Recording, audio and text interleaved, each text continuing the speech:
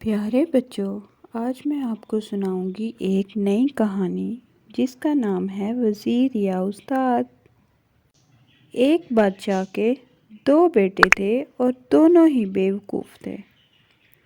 بادشاہ کا وزیر بہت سمجھدار اور نہایت ایماندار تھا، اس لیے بادشاہ کوئی بھی کام کرنے سے پہلے وزیر سے مشورہ لیتا تھا۔ دونوں شہزادے دل ہی دل میں وزیر سے حسد کرتے تھے۔ ایک دن دونوں شہزادے اپنی ماں کے پاس گئے اور اس کو بھی وزیر کے خلاف بھڑکایا۔ ملکہ نے بادشاہ سے کہا کہ آپ ہمیشہ اپنے وزیر کے اشاروں پر چلتے ہیں، ایسا نہ ہو کہ لینے کے دینے پڑ جائیں۔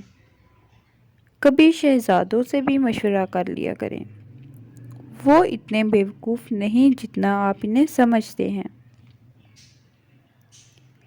آپ ان دونوں سے ضرور مشورہ کیا کریں، ورنہ ان بیچاروں کا دل ٹوٹ جائے گا۔ بادشاہ نے اسی وقت اپنے دونوں شہزادوں کو بلایا اور کہا کہ میں کل تم دونوں کا امتحان لوں گا۔ اس پر بڑے شہزادے نے کہا، ابا جان، آپ ہمیشہ ہمارا امتحان لیتے رہتے ہیں، کبھی اپنے وزیر کا بھی امتحان لیجیے۔ بادشاہ نے کہا، دیکھو، تم دونوں اپنی عقل، علم اور تجربے میں وزیر کی برابری نہیں کر سکتے۔ خیر، اگر تمہاری یہی ضد ہے تو کل تمہارے ساتھ وزیر کا بھی امتحان لیا جائے گا، لیکن شرط یہ ہے کہ اگر تم دونوں امتحان میں ناکام ہو گئے تو تمہیں نہ صرف وزیر سے معافی مانگنا ہوگی بلکہ اسے اپنا استاد بھی ماننا پڑے گا۔ دونوں شہزادے اس پر راضی ہو گئے۔ اگلے دن بادشاہ دونوں شہزادوں اور وزیر کو لے کر دورے جنگل میں ایسی جگہ چلا گیا جہاں مٹی کا ایک ڈھیر پڑا ہوا تھا۔ بادشاہ نے دونوں شہزادوں سے کہا کہ میں چاہتا ہوں کہ تم اس مٹی کو سونے میں بدل ڈالو، یعنی کوئی ایسی تدبیر کرو جس سے ڈھیر ساری دولت بنا سکو۔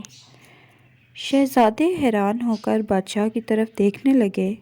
بادشاہ نے اونچی آواز میں کہا کہ حیران ہو کر میرا منہ کیا دیکھ رہے ہو؟ میں تمہیں 1 مہینے کا وقت دیتا ہوں، تم دونوں 1 مہینے میں اس مٹی سے دولت کمانے کی ترکیب سوچو۔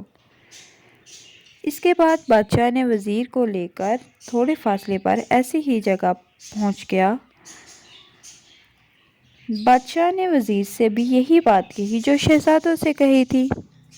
وزیر نے بڑے ادب سے کہا، جیسا آپ کا حکم ہو حضور۔ شہزادے کافی دیر تک سوچتے رہے لیکن دولت کمانے کی کوئی تدبیر سمجھ میں نہ آئی۔ دن پر دن گزر گئے، 2 ہفتے گزر جانے کے بعد دونوں گھبرانے لگے۔ پھر انہوں نے سوچا ضرور اس مٹی کے اندر کوئی خزانہ وغیرہ دفن ہوگا۔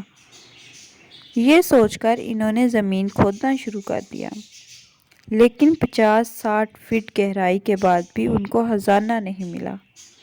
ان کی سمجھ میں کچھ نہیں آ رہا تھا۔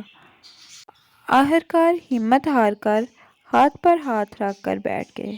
1 مہینے کے بعد بادشاہ پہنچا تو اس نے دیکھا کہ دونوں شہزادے سر جھکائے بیٹھے ہیں۔ بادشاہ کو دیکھتے ہی وہ کھڑے ہو گئے اور اپنی ناکامی کا اعتراف کر لیا۔ اس کے بعد بادشاہ اپنے دونوں شہزادوں کو لے کر اس جگہ پہنچ گیا جہاں وہ وزیر کو چھوڑ کر گیا تھا۔ وہاں جا کر اس نے دیکھا کہ بہت سارے کمہار مٹی کے برتن بنا رہے ہیں اور ہزاروں خوبصورت برتن بن کر تیار ہو چکے ہیں۔ برتنوں کا ڈھیر دیکھ کر بادشاہ بہت خوش ہوا۔ جب برتن مارکیٹ میں لے جا کر فروخت کیے گئے تو ان سے ہزاروں روپے حاصل ہوئے۔ شہزادے اپنی بیوقوفی پر بڑے شرمسار تھے۔ انہوں نے پہلے وزیر سے معافی مانگی اور پھر اس کو اپنا استاد مان لیا۔